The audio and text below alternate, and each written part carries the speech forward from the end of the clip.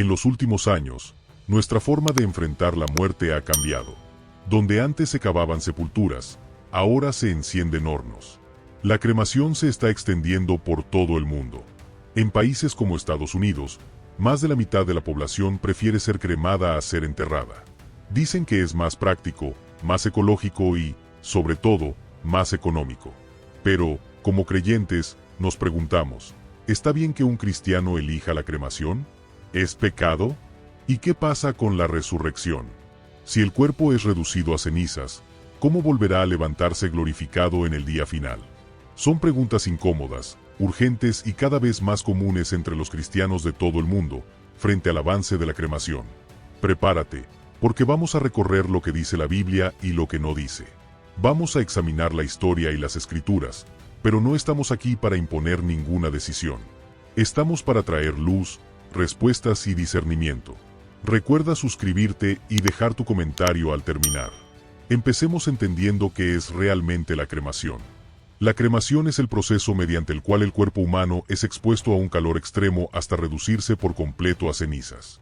Se trata de un proceso técnicamente sencillo, pero profundamente simbólico. El cuerpo del difunto es introducido en un horno crematorio, una cámara donde las llamas alcanzan temperaturas de entre 800 y milésimos C, y en pocas horas, toda la materia orgánica es consumida por el fuego.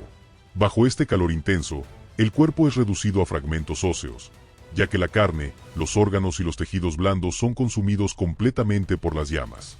Posteriormente, los restos óseos son triturados mecánicamente hasta formar un polvo fino, conocido comúnmente como cenizas.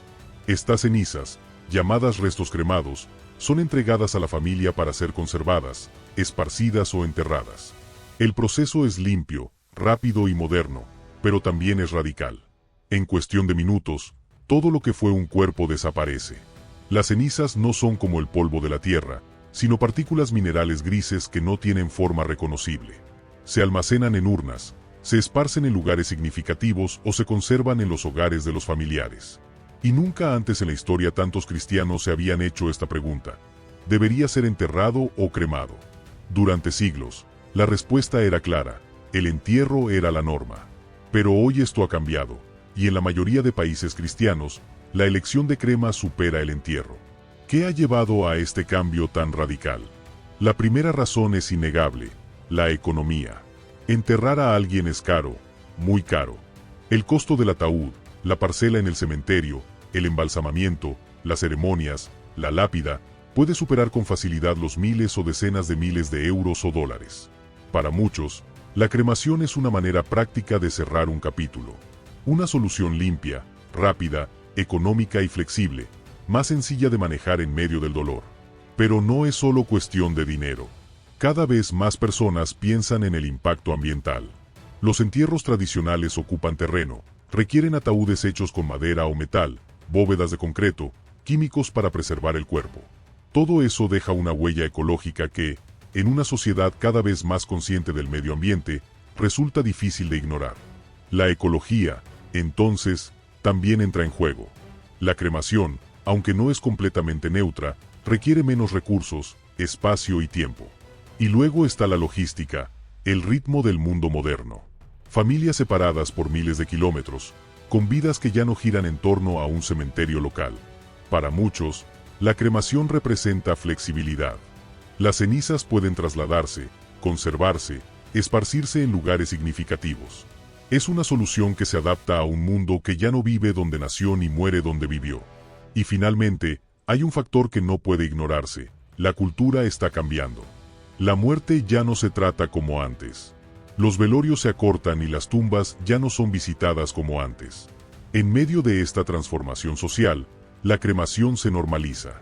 Se ha convertido en una decisión práctica, rápida y fácil. Pero aquí surge la gran pregunta: ¿qué dice la Biblia sobre la cremación?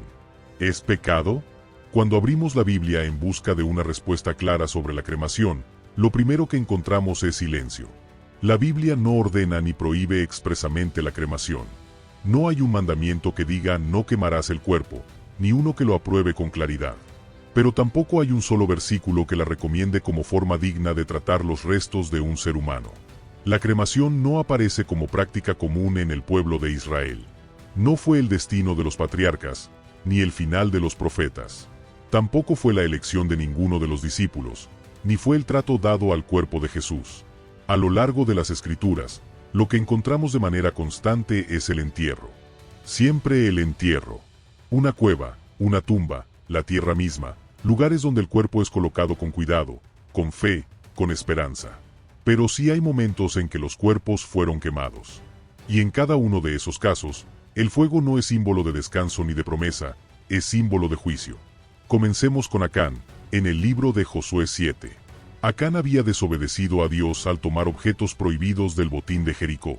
Su pecado no fue oculto y el juicio fue inapelable.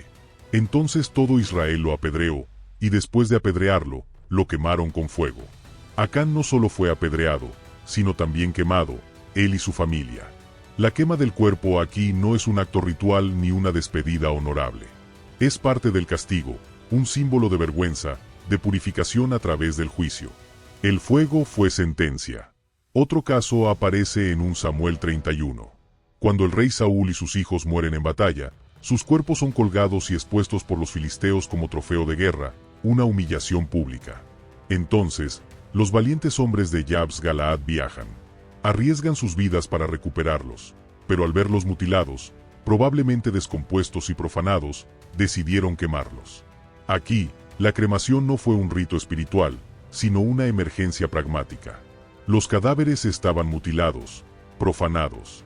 Quemarlos fue una forma de protegerlos del ultraje, de evitar enfermedades. No una práctica común ni deseada. Pero lo más significativo es lo que hacen después. Recogen los huesos y los entierran bajo un árbol, como si intentaran restaurar, hasta donde pueden, la dignidad que les fue arrebatada. Incluso en medio de la urgencia, el entierro es buscado como destino final. Y luego está el relato de Josías en 2 Reyes 23. El joven rey, en su celo por purificar a Judá de toda idolatría, ordena profanar los altares paganos. ¿Cómo lo hace? Saca los huesos de los sacerdotes idólatras y los quema sobre sus propios altares para profanarlos. El fuego aquí es símbolo de condena, de repudio. No hay honor en esos cuerpos, no hay reverencia. Solo desecho y juicio. El fuego convierte esos lugares en tierra, mostrando que los restos profanados no merecen reposo, sino deshonra. ¿Qué vemos en todos estos pasajes? Una constante: cuando el cuerpo es quemado, no es un acto de honra. Es una respuesta a la vergüenza, al pecado o a la necesidad extrema. Nunca en el Antiguo Testamento se describe la cremación como una práctica piadosa o recomendada para el pueblo de Dios.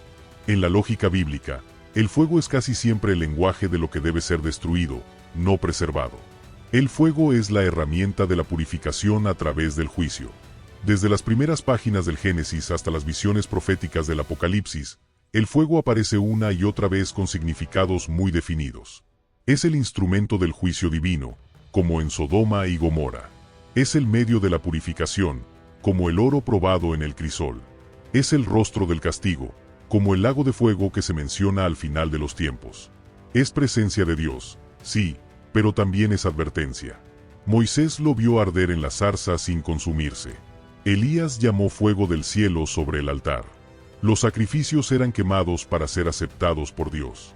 Pero el fuego, cuando no es ritual, a menudo viene con un mensaje de corrección, de separación, de fin. Eso no significa que la cremación moderna sea un pecado. La Biblia no la condena directamente, pero sí revela algo importante. En la mente bíblica, el fuego no es el lenguaje de la esperanza futura. Es el lenguaje del juicio. Lo que sí encontramos, una y otra vez, es el entierro.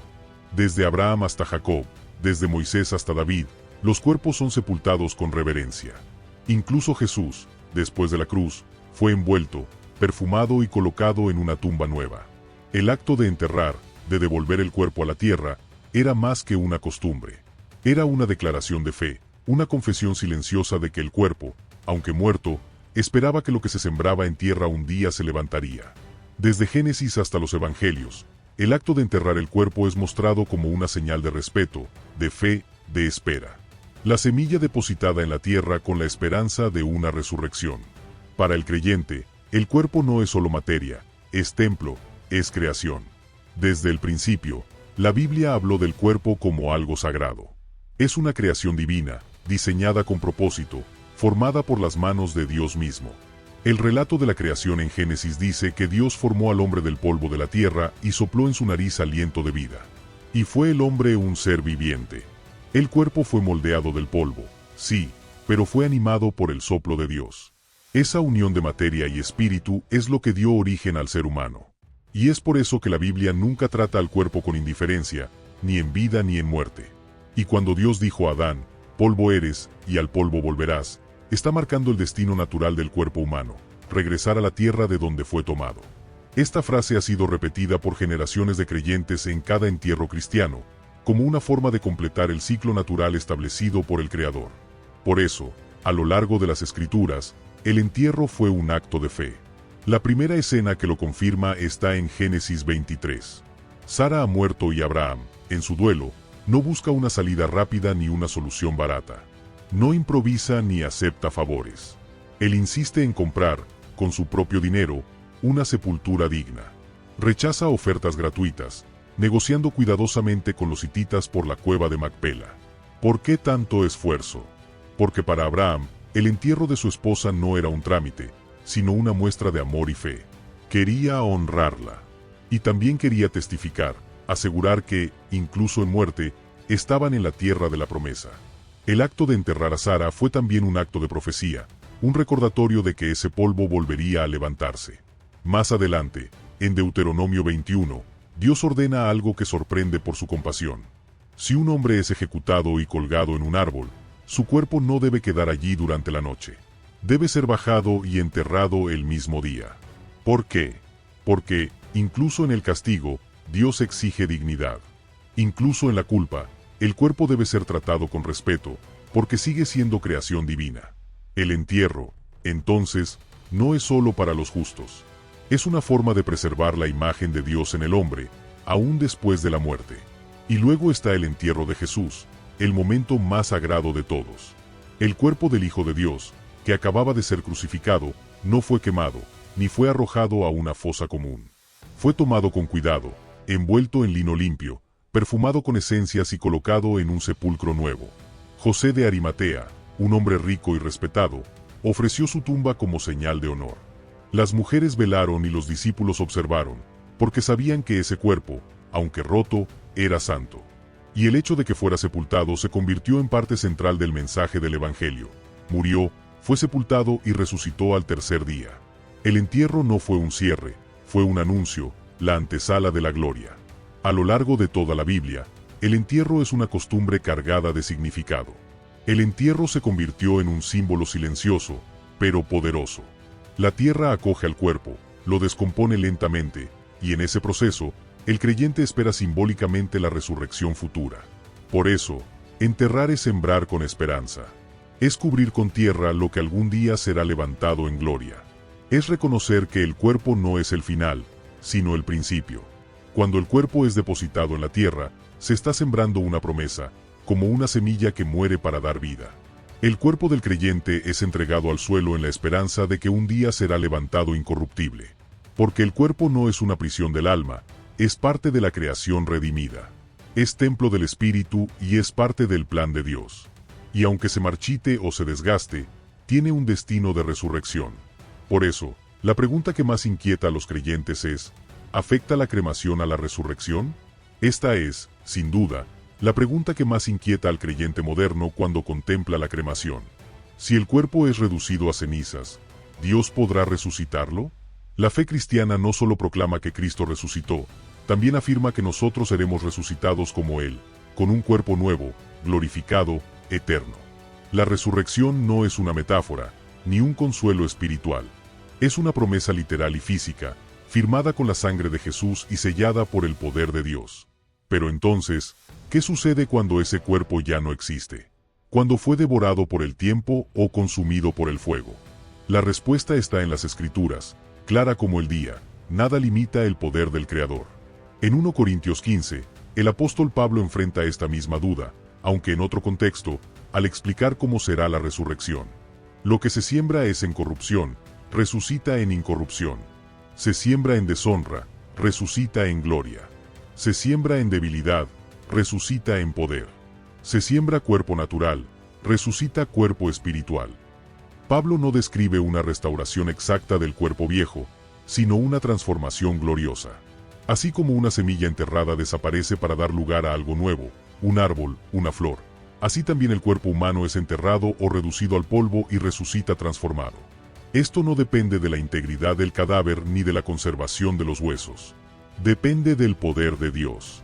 Y ese poder no conoce límites. ¿No fue Dios quien formó a Adán del polvo?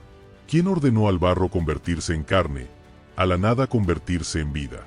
Entonces, ¿por qué dudar de que Él pueda levantar a alguien de cenizas?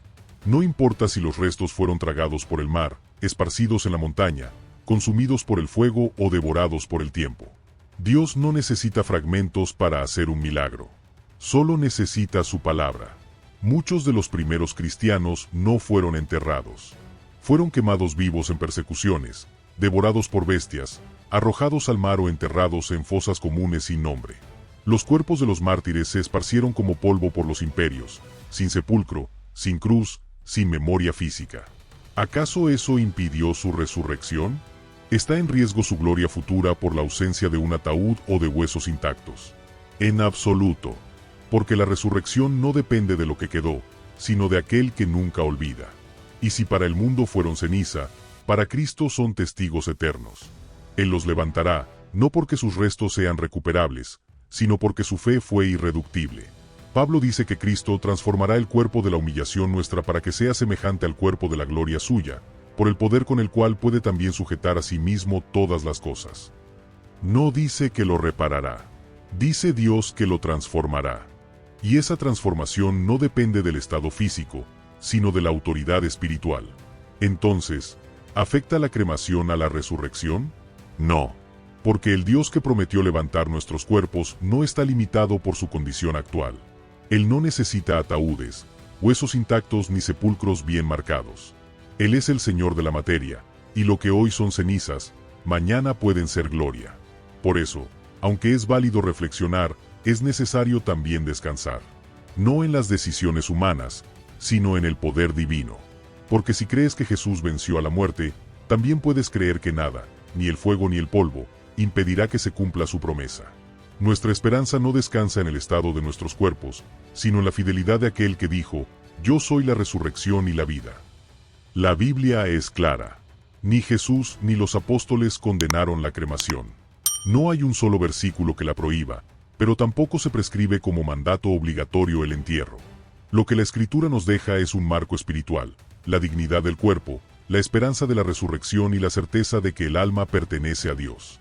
Entonces, ¿qué dice la Iglesia? Durante muchos siglos, la Iglesia rechazó la práctica de la cremación. No porque fuera un pecado en sí mismo, sino porque históricamente fue promovida por grupos que negaban la resurrección de los muertos, especialmente durante los siglos XVII y XIX. La cremación se usaba como acto de protesta contra la fe cristiana, como símbolo de ruptura con la esperanza de la vida eterna. Por eso, la Iglesia consideró que aceptar esa práctica, en aquel contexto, era una forma de negar una verdad esencial del Evangelio. Pero el tiempo trajo nuevos desafíos y nuevas preguntas. Las motivaciones cambiaron, y muchos comenzaron a optar por la cremación, no por rebeldía espiritual, sino por necesidad económica, razones sanitarias o decisiones personales basadas en el respeto y el amor.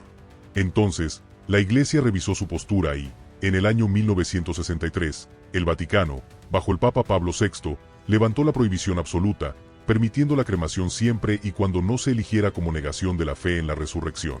Desde entonces, la práctica está permitida dentro de la Iglesia Católica, aunque el entierro sigue siendo la forma preferida y recomendada, como signo de esperanza y continuidad con la tradición cristiana. Más aún, en el documento doctrinal de 2016, titulado Ad Resurgendum cum Christo, que significa para resucitar con Cristo, la Congregación para la Doctrina de la Fe reafirma que la cremación es válida, pero con condiciones claras. Primero, las cenizas no deben ser esparcidas en la naturaleza, ni divididas entre familiares, ni conservadas en casa sin causa justificada.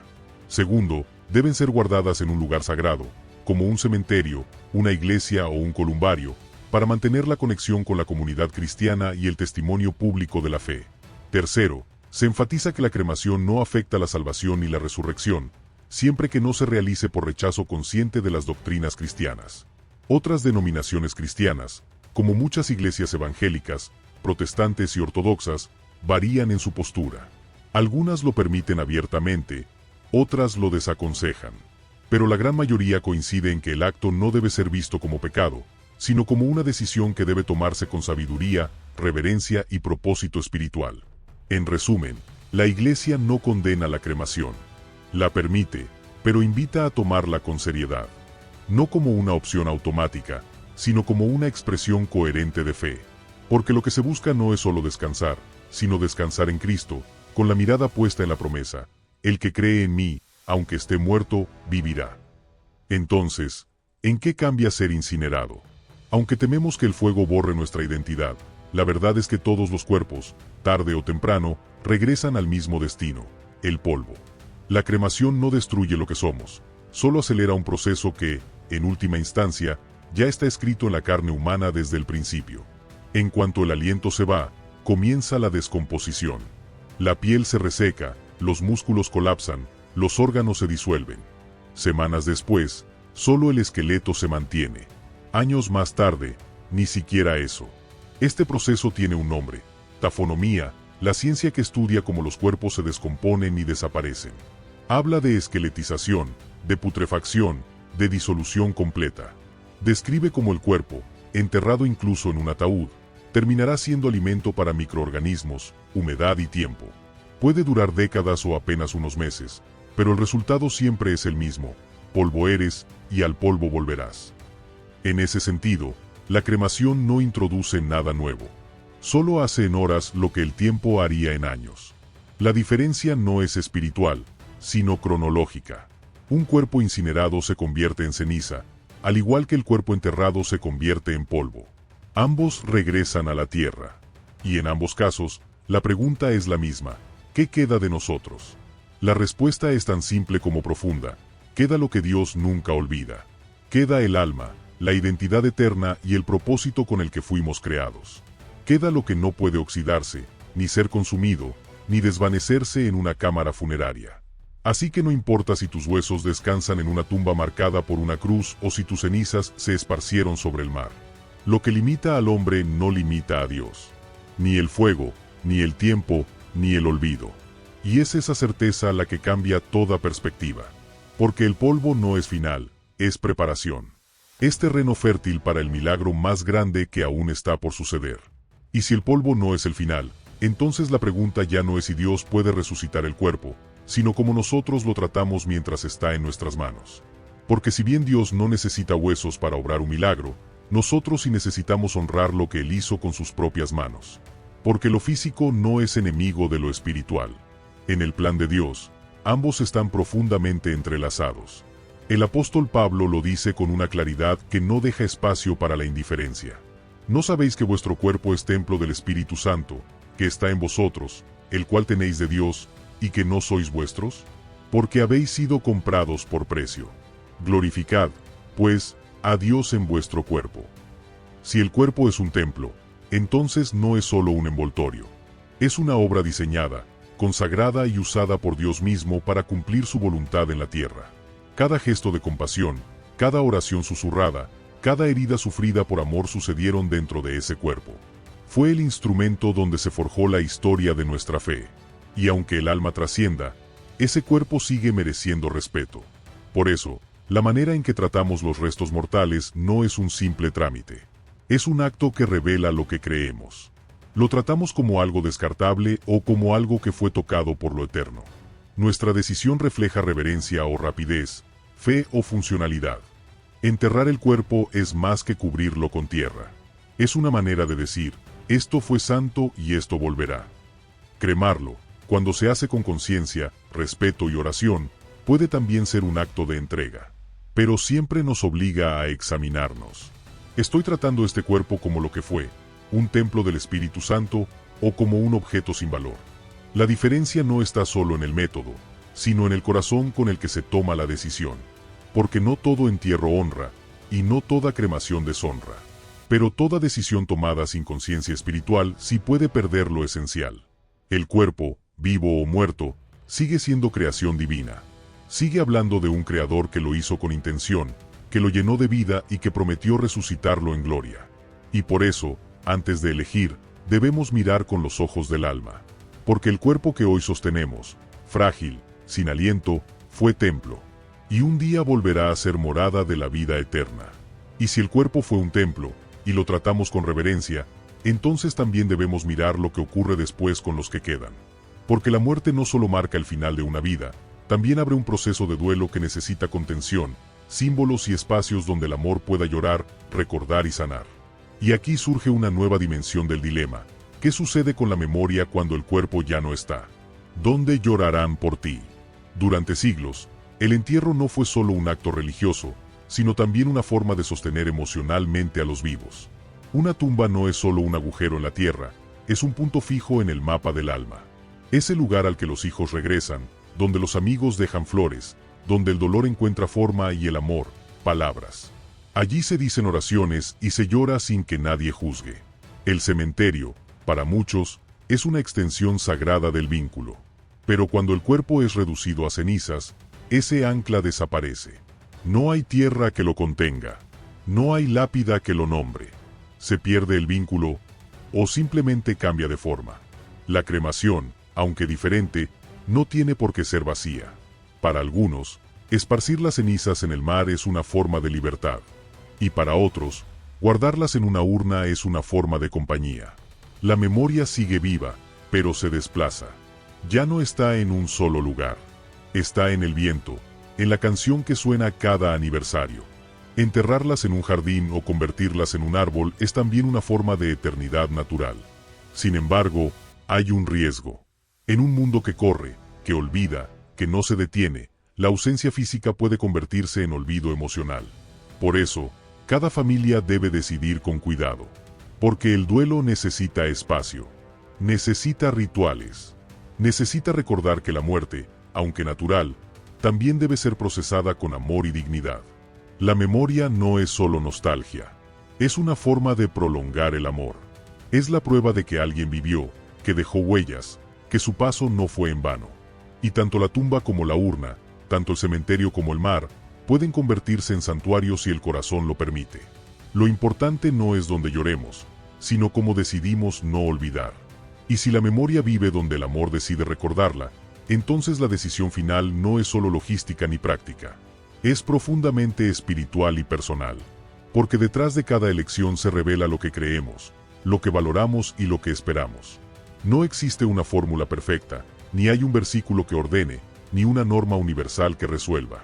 Entonces surge la pregunta inevitable: ¿qué debemos de tener en cuenta para la elección? No hay imposiciones, pero sí hay preguntas que pueden guiarnos si las hacemos con honestidad. Preguntas que no buscan señalar caminos rígidos, sino desenterrar la intención del corazón. La primera pregunta, y la más esencial, es: ¿qué glorifica más a Dios? ¿Estoy dando testimonio, incluso en la muerte, de que creo en la resurrección? La segunda pregunta es: ¿qué consuela más a los que me aman? Porque no somos los únicos que enfrentamos esta decisión. Hay otros que llorarán, que recordarán, que necesitarán un lugar donde procesar la pérdida. ¿He considerado lo que ellos necesitan? ¿He provisto un espacio físico o simbólico donde puedan despedirse, llorar, recordar y sanar? A veces, el acto más espiritual no es el que me conviene, sino el que consuela a quienes dejo atrás. Y la tercera pregunta es: ¿cuál es mi intención profunda al elegir? Esto toca el núcleo de la conciencia. ¿Estoy eligiendo por fe o por miedo? ¿Por reverencia o por indiferencia? ¿Por convicción o por comodidad? Dios ve el corazón, y Él no juzga solo el método, sino la motivación. Si la elección nace del respeto, del amor, del deseo de honrar su diseño y consolar a los que quedan, entonces esa decisión, ya sea entierro o cremación, puede glorificarlo. Estas preguntas no son fáciles, pero son necesarias, porque nos sacan del terreno de lo técnico y nos colocan en el terreno de lo sagrado. Nos obligan a mirarnos por dentro y a preguntarnos: ¿estoy decidiendo desde la fe o desde la urgencia? ¿Estoy pensando en el alma o en el trámite? ¿Estoy dejando un legado que hable de esperanza o solo cerrando un capítulo? La muerte, aunque inevitable, es también una oportunidad para testificar. Y nuestra última decisión en esta tierra, como dejamos nuestro cuerpo, puede convertirse en un acto de predicación silenciosa. en una declaración de lo que realmente creemos. No solo en lo que fuimos, sino en lo que esperamos ser, resucitados, transformados y eternos. Y en medio de este camino de decisiones, dudas y despedidas, hay una verdad que brilla sobre todo lo demás. Dios puede levantar lo que el mundo ha olvidado, porque Él no necesita condiciones ideales.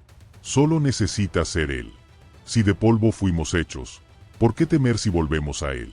Ceniza o tierra, huesos o nada. Dios no está limitado por lo que vemos. Su poder no se detiene ante los límites físicos. Tesalonicenses lo dice sin titubeos. No queremos que ignoréis, hermanos, acerca de los que duermen.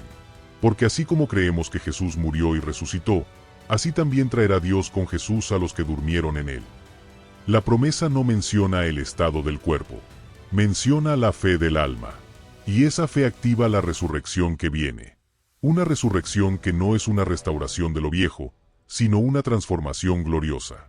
Lo que era mortal será inmortal. Lo que era corruptible será incorruptible. Y lo que era polvo, será luz. Pablo lo deja claro, se siembra cuerpo natural, se levanta cuerpo espiritual. Eso significa que Dios no devolverá lo que fue, sino que hará algo completamente nuevo. El cuerpo glorificado no necesita restos, solo necesita propósito. Así que ya no se trata de huesos o cenizas. Se trata de fe, de confianza en que, cuando Él llame, no habrá distancia, tiempo ni forma física que impida que se cumpla su promesa. Y así, cuando llegue ese día, no se abrirán solo sepulcros. También se alzarán las cenizas, y el mar devolverá sus muertos. Porque cuando Cristo pronuncie su palabra final, no importará si fuiste sepultado en mármol o esparcido en el viento. No importará si tu urna está en un columbario o tus huesos bajo un árbol olvidado. Él sabrá dónde estás. Y Él sabrá quién eres. Y entonces, en un instante que romperá la historia, los cuerpos se alzarán, las lágrimas se secarán y la muerte será vencida para siempre. Así que no temas al polvo, ni al fuego, ni al olvido. Solo teme vivir y morir sin esperanza. Porque todo aquel que muere en Cristo, volverá a vivir. Pero ahora la pregunta es para ti. ¿Qué crees tú? ¿Debe un cristiano optar por la cremación? ¿Has tomado ya esa decisión para ti o para un ser querido? Deja tu historia en los comentarios. No hay respuestas fáciles, pero al compartir nos damos luz. Y a veces, tu testimonio puede ser justo la respuesta que otro necesita para encontrar paz. Pero esta no es la única pregunta. Porque si el cuerpo vuelve al polvo, ¿qué pasa con el alma? La cremación o el entierro son solo el primer acto de un misterio mucho mayor. Y si alguna vez te has preguntado qué le pasa al alma cuando una persona muere, tienes que ver este video que aparece en pantalla, porque revela la verdad escrita en la Biblia sobre el alma. ¿Qué sucede después de la muerte? ¿A dónde va el alma de una persona cuando muere? Pon mucha atención a este video, porque revela las enseñanzas escritas en la Biblia sobre lo que sucede después de la muerte y qué ocurre con nuestra alma. Bendiciones.